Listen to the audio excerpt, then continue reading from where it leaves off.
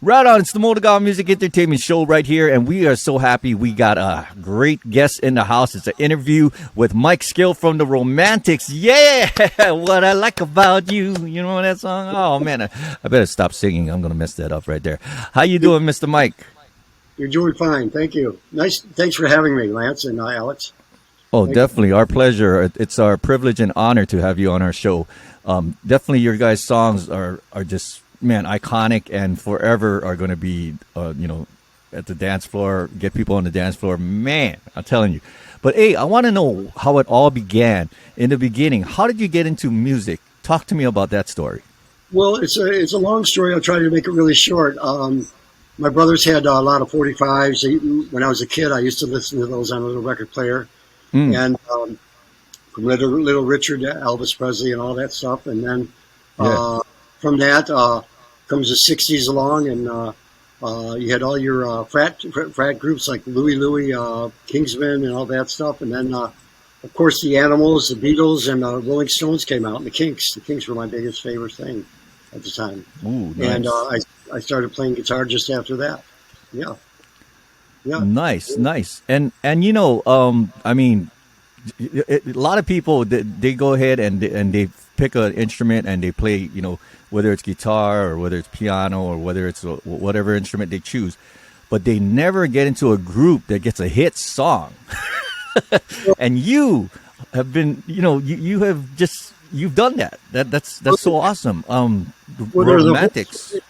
Yeah, thank you. There's a whole story before that. I mean, learning to play, first of all. Please. And then, in junior high school, and then going into high school, I met Jimmy, the drummer for Romantics. And then for about 8 or 9 years, we played together just in our own little studio, our little rehearsal studio, learning how to write, learning how to jam. Oh. We didn't really play a lot of clubs or bars or anything like that. We just were in our little studio learning. Me, a couple other guys, and we were just always writing songs. And okay, it came down to it. I mean, Detroit was such a groundswell of great writers and great music coming out of Detroit that we had great people to learn from. And eventually, I learning with the MC5 and all the bands from Detroit, and coming up to that, learning how to play guitar, learning how to write. The whole punk thing happened. The whole punk thing in the mid '70s happened. The whole punk scene with Sex Pistols and the Ramones. The New York thing happened. And, Ramones, Blondie, and Johnny Thunders and the New York Dolls were our favorite band.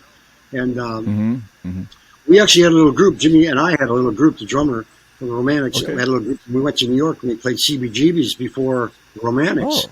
And we came. This was 1976, and we had been bouncing around on the east side of Detroit for years, with just ourselves hanging out and knowing all the musicians. But around '76, that whole scene happened with the punk scene, and then this album was coming out by the Flamin' Groovies.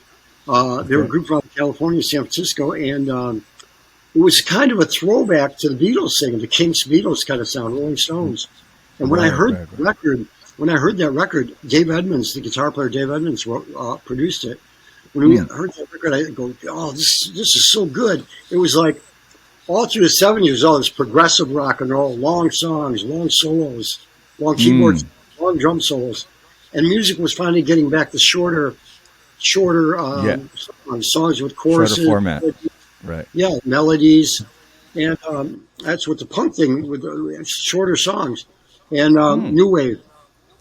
So I heard this groovy sing, and I'm thinking, God, I could do this because I grew up listening to the Kinks, Beatles, Rolling Stones, and Yardbirds. Mm-hmm. Yeah. I go, Jimmy, this is the sound we want. This is the sound we can do it. This is the sound we want to make. Nice. So So and then I saw this photo of the Jam, the band The Jam from England. They were like an early 70s, 80s version, late 70s version of the Who. 3 guys. Okay. And they were a pop band out of London. And I saw how they looked with skinny pants and a white shirt and black eyes, short hair, with little collars. And that was the look that I thought of. I thought, look at this look. This looks perfect. Yeah. Perfect. Even the Flamin' Groovies had a look like that. They looked like the Beatles again, the Kinks or Beatles. Mm. So we grabbed that idea, and we Okay. found two other players, Wally and Rich, and we started jamming together. And I had brought a bunch of songs in. It was stuff easy for me to write because I grew up listening to that kind of stuff. So Yeah. I had a cassette player, and originally I was going to play bass. We tried to Oh. get a bass player. We tried to get a guitar player, but no guitar players wanted to play that simple Chuck Berry kind of music. We Mm. were still into like Led Zeppelin, which we loved. We loved Led Zeppelin and all that kind of stuff, Right. and the more heavy metal stuff and more rock and roll heavy, like Rolling Stones, early Yeah. Queen, David Bowie, T-Rex. We love all that, but we wanted to do something that was more like a throwback to the Kinks or the early No Rolling doubt. Stones. No So no doubt. one wanted to play guitar that simple, so I ended up playing guitar. And I ended up bringing in my cassette. I made a Mm. bunch of songs on my cassette and brought it in. And gosh, I think we would took about 6 or 7 of those songs, and I'd say three or Yeah. four of them ended up on the first and second record. So yeah, so we Well. we toured. We ended up going out. We ended up playing a show in Detroit.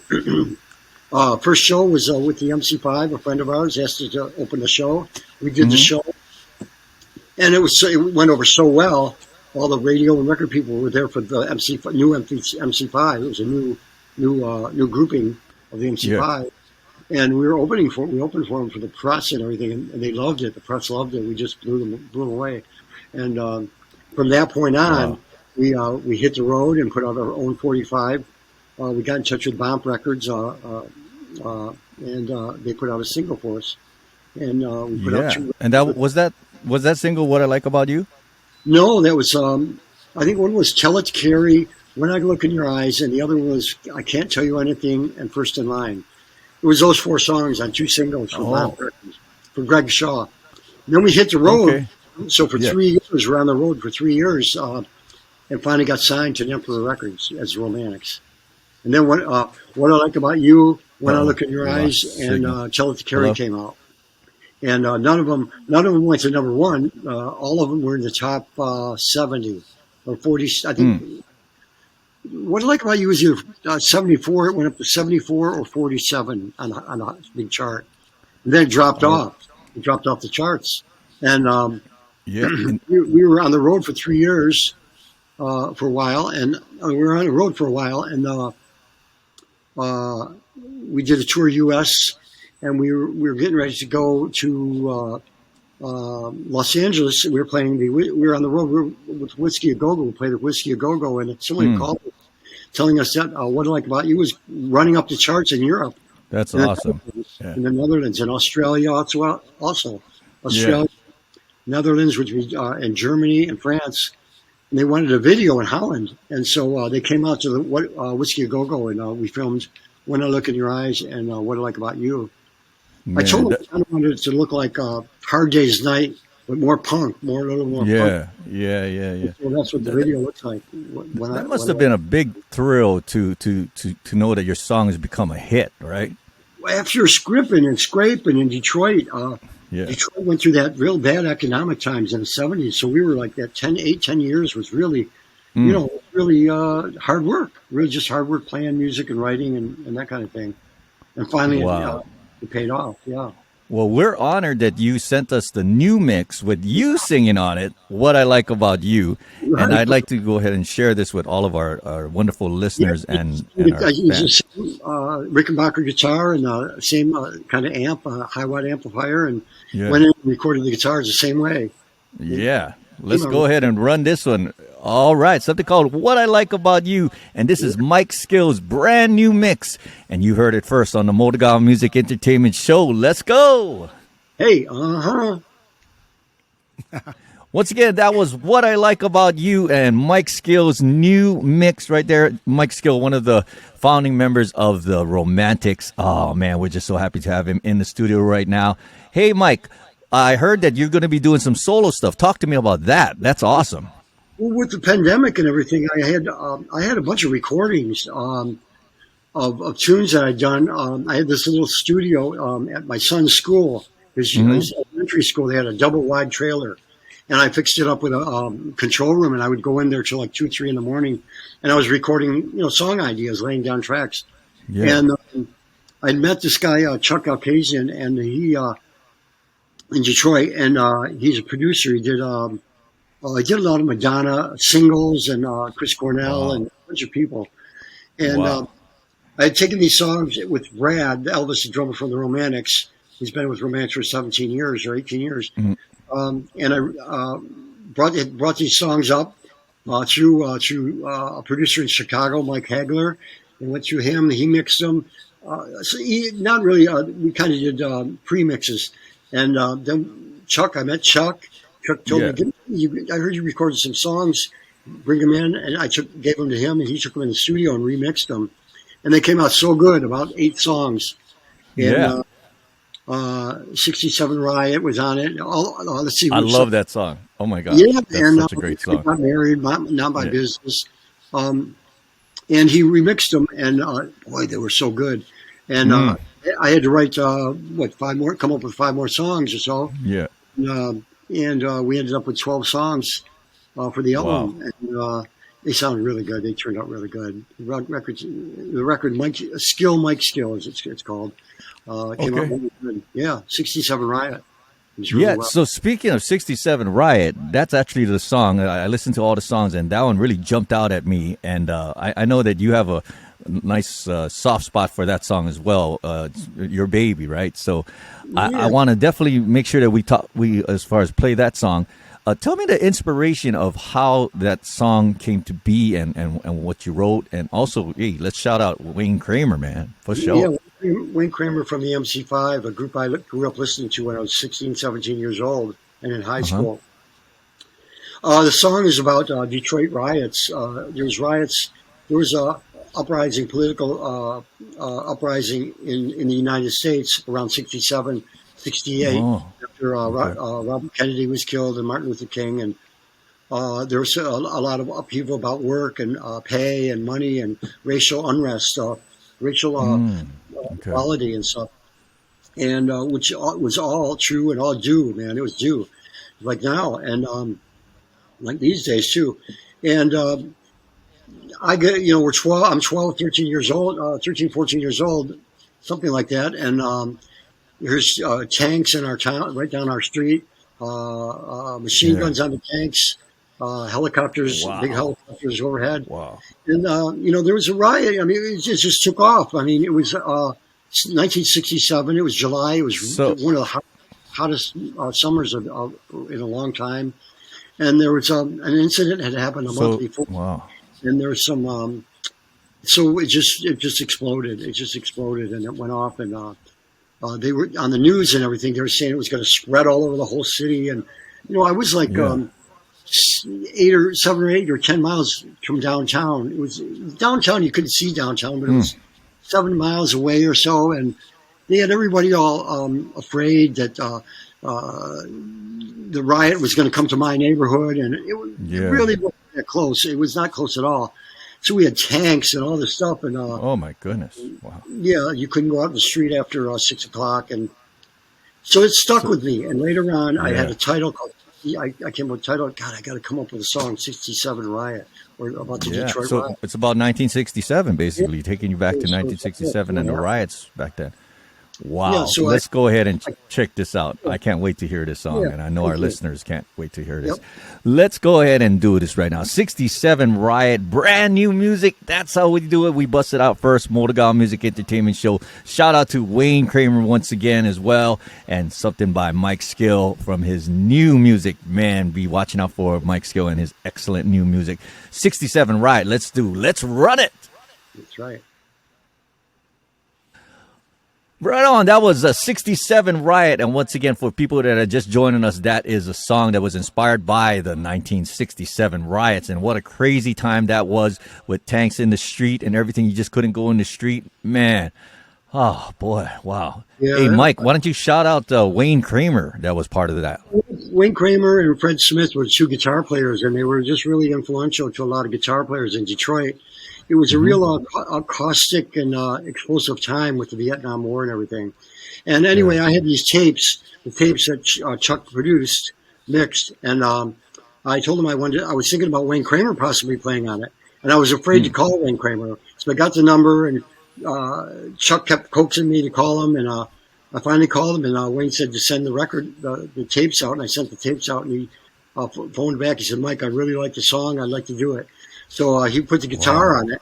And I got it back, and it was so good. I mean, when I heard it, I was just floored. It knocked us out. We couldn't believe it. We didn't touch it. We didn't edit it. We didn't turn it down. We just left it the way it was. And wow, that's awesome. Because it was real fiery and real in your face, and it was really good. Yeah. So we just left it. And it was part of those songs that I came up with on through the pandemic, and it was a real joy to get out all this music that I had inside of my own. Real raw, straight ahead power, just powerful, high energy music. My new stuff. Yeah, my new music. It's always a thrill to get your new music, your own music out. You know what I mean? Do the solo project and everything. So I can totally relate to that. Why don't you go ahead and shout out your friends, your family, your coworkers, Calabash cousins, everybody that helped you on a journey? I know that's probably a lot of people. Oh gosh, my family. My family had to put up with us rehearsing in our basement, and they're trying to watch it all in the family and all that, and we're playing loud music. Sanford and Sons, and we're banging on the drums and. 70s. I love it. So my family and my wife Cheryl and Mick, my son, a photographer. He's a great photographer, a great artist. He did a lot of artwork on the record. And nice. Chuck Alkazian, the producer, and Mike Hagler, and the producer from Chicago with Brad Elvis on drums, and Chloe Orwell, his wife, and those are the people that helped me. Chuck Alkazian over at Pearl Sound Studios. Awesome. People had a big play in my new record, and just thank you. And you guys, thank you for. Thank you. We're just so honored and privileged. When I told Al, he's like, "What? The Romantics?" Yeah. He was like, I released over this last few years. I released 6 songs. I started with "Carrie Got Married." It's on the record. It's kind of written by Brad and his wife. And I did all my guitar, my style guitar, my trademark style. And then Not My Business, My Bad Pretty, 67 Right with Wayne Kramer. Then we did a song called What We Got You Rock and Roll, which is about Detroit in the 70s. Yeah. And then Detroit versus Hollywood. And wow. Soul Alone, What I Like About You came out. And then we released all those songs on streaming, on all the streaming sites. Spotify, Apple Music, Bandcamp, SoundCloud, iHeartRadio, and Amazon Music. It's all there. Well, I'll tell you what, we got the library that you sent to me now, so we're going to be able to put it in, and we're going to be putting it in our music library, and we'll be playing it from time to time on our shows as well.